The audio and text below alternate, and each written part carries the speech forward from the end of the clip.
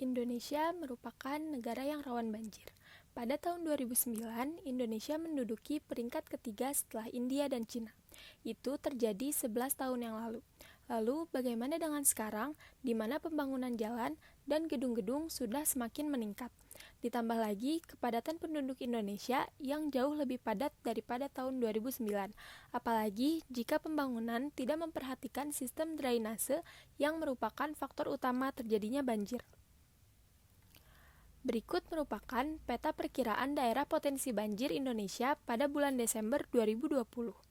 BMKG bekerja sama dengan Ditjen Sumber Daya Air Kementerian Pekerjaan Umum dan Perumahan Rakyat, serta Badan Informasi Geospasial. Dalam hal ini, BMKG sebagai penyedia informasi perakiraan hujan bulanan. PSDA PUPR menyediakan daerah rawan banjir, dan Badan Informasi Geospasial menyiapkan peta dasar, RBI, sistem lahan, dan lahan cover. Perakiraan potensi banjir yang disampaikan meliputi potensi banjir tinggi, menengah, rendah, dan aman dari kejadian banjir. Sebanyak 34 provinsi di Indonesia diperkirakan berpotensi terjadi banjir. Berikut merupakan diagram kasus banjir di Indonesia selama 5 tahun terakhir. Pada tahun 2020 ini, kasus banjir di Indonesia dapat dikatakan paling baik di antara tahun sebelumnya, bahkan setengah kasus daripada tahun 2019. Cuplikan video banjir Cilacap dan gambaran pengungsi. Cuplikan gambar banjir di Cilacap yang terjadi pada tanggal 17 November 2020. Banjir di Cilacap tersebut melanda 45 desa di 14 kecamatan. Kabupaten Cilacap mengalami banjir dan sebanyak 3.811 orang harus mengungsi. Banjir ini juga menyebabkan tanah longsor di 2 kecamatan. Jika bencana ini tidak kita cegah, maka besar kemungkinan penyebaran virus COVID-19 akan semakin cepat. Penyebab banjir antara lain: yang pertama, curah hujan yang cukup tinggi, mengingat Indonesia terdiri dari 2 musim, yaitu musim penghujan dan musim kemarau, yang masing-masing musim kurang lebih terjadi selama 6 bulan lamanya. Yang kedua, tanah yang tidak dapat menyerap air, biasanya terjadi di kota-kota besar di mana jalanan sudah penuh dilapisi oleh aspal dan kurangnya drainase jalan, sehingga air tidak dapat disalurkan sepenuhnya ke dalam tanah. Yang ketiga, penebangan hutan liar. Perilaku tidak bertanggung jawab oleh oknum tertentu yang mengeksploitasme hutan secara besar-besaran sehingga banyak lahan menjadi gundul sehingga dapat mengurangi daerah resapan air yang memicu banjir dan tanah longsor. Yang keempat, pemukiman yang dibangun di bantaran kali. Kondisi perekonomian Indonesia yang masih sebelumnya merata sehingga terdapat beberapa masyarakat yang terpaksa harus membangun rumah di bantaran kali lantaran tidak memiliki lahan untuk membangun rumah. Dan yang terakhir, yang kelima, pembuangan sampah sembarangan. Banyak masyarakat yang masih tidak peduli di mana mereka membuang sampah dikarenakan tidak adanya akses ke tempat pembuangan sampah akibat terlalu jauh, sehingga mereka lebih memilih untuk membuang sampah tidak pada tempatnya. Berdasarkan analisis tersebut, kami merencanakan beberapa solusi yang dapat mengurangi kemungkinan terjadinya banjir atau dampak yang akan ditimbulkannya. Antara lain adalah, yang pertama, menyelenggarakan penyuluhan secara online, menyebarkan video untuk menggugah minat masyarakat agar peduli banjir, serta menyebarkan brosur atau poster agar lebih efektif kepada warga yang tinggal di wilayah berpotensi terkena banjir. Mengingat, tidak semua warga dapat menggunakan aplikasi tatap muka online seperti Zoom atau Google Meet. Dalam brosur tersebut akan berisi ringkasan dan rancangan penanggulangan banjir, serta himbauan masyarakat agar mendownload aplikasi yang dapat digunakan untuk memantau berita terkait banjir. Selain itu juga dengan koordinasi kepada sejumlah kepala desa untuk melaksanakan program antara lain, yang pertama pembersihan selokan dan saluran air di desa yang dilakukan secara rutin dan terjadwal, terutama di musim penghujan. Kemudian yang kedua adalah melakukan reboisasi di sejumlah lahan kosong guna memaksimalkan penyerapan air, dan yang ketiga adalah menyediakan tempat sampah di berbagai titik. Kami membuat inovasi dari model teknologi yang sudah ada sebelumnya, yaitu kami membuat teknologi inovasi yang kami beri nama Wanjir atau Waspada Banjir. Teknologi ini nantinya dapat tersinkronisasi secara langsung kepada aplikasi yang kami beri nama Panjir atau Pantau Banjir yang bisa diaplikasikan pada smartphone masyarakat di sekitar tanggul yang sudah dipasangi teknologi Wanjir. Alat ini nanti akan mengirimkan pesan kepada masyarakat melalui aplikasi Panjir jika level air dalam tanggul sudah melewati batas. Untuk memaksimalkan efektivitas dari teknologi tersebut, mengingat tidak semua warga dapat mendownload aplikasi, alat tersebut juga dihubungkan dengan sirine yang akan berbunyi ketika sensor terpicu.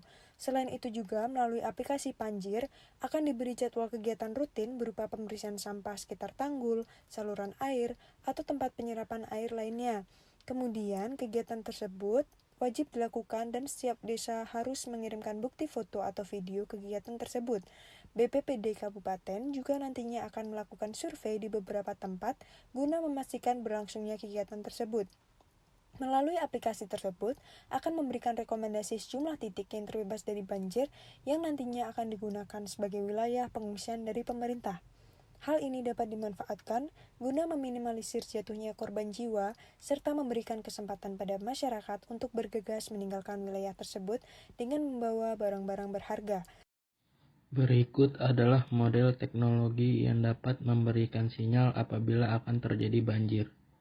Dalam model ini, menggunakan tembaga yang sudah digulung dan ditempelkan kepada styrofoam atau benda yang dapat mengapung. Setelah itu, menggunakan sumber daya dalam model ini menggunakan baterai yang dihubungkan dengan kabel dan sensor suara.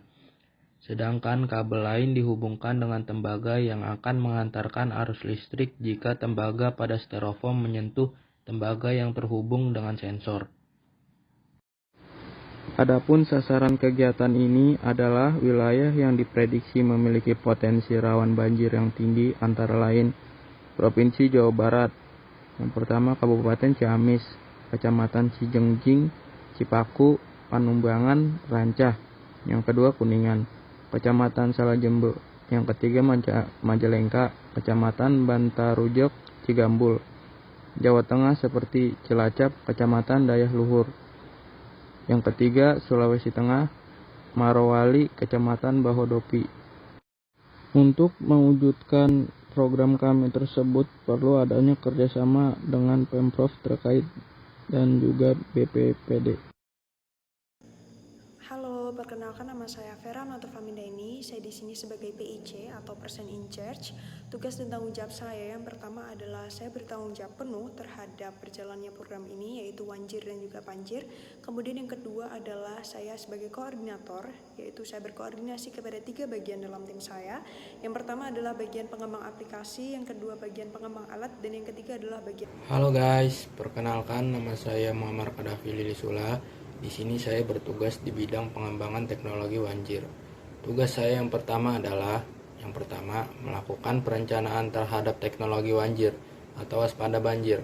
Yang kedua, bertanggung jawab terhadap perakitan teknologi Wanjir, mulai dari proses produksi hingga pemasangan unit. Yang ketiga, memastikan teknologi Wanjir dapat terus berjalan normal, sehingga saya akan memantau berjalannya teknologi Wanjir yang sudah terpasang. Perkenalkan semuanya, nama saya Muhammad Anfaro. Di sini saya bertugas di bidang pengembangan aplikasi Panjir atau Pantau Banjir. Tugas dan tanggung jawab saya, yang pertama membuat aplikasi Panjir. Saya membuat aplikasi ini agar bisa dipahami oleh masyarakat umum di berbagai kalangan usia, sehingga penyampaian informasi juga akan lebih efektif. Dan yang kedua, menghubungkan Wanjir dengan aplikasi Panjir agar bisa diamati oleh masyarakat. Tujuan utama dari pembuatan alat pemantau banjir atau Wanjir ini adalah untuk memprediksi kemungkinan terjadinya banjir sehingga masyarakat lebih memiliki kesiapan dalam menghadapi banjir. Oleh karena itu, di sini saya membuat aplikasi Panjir ini adalah untuk menjembatani informasi antar sinyal Wanjir kepada masyarakat yang dikemas dalam bentuk pesan. Terima kasih, sekian. Halo, perkenalkan, nama saya Fatima Atia Rahmah. Di sini saya sebagai humas, tugas dan tanggung jawab saya adalah menjalin relasi dengan pihak eksternal seperti BUMN, sponsor, dan pemerintah. Yang kedua adalah menumbuhkan citra baik Wanjir dan Panjir di kalangan masyarakat. Dan yang terakhir adalah melakukan survei kepada masyarakat.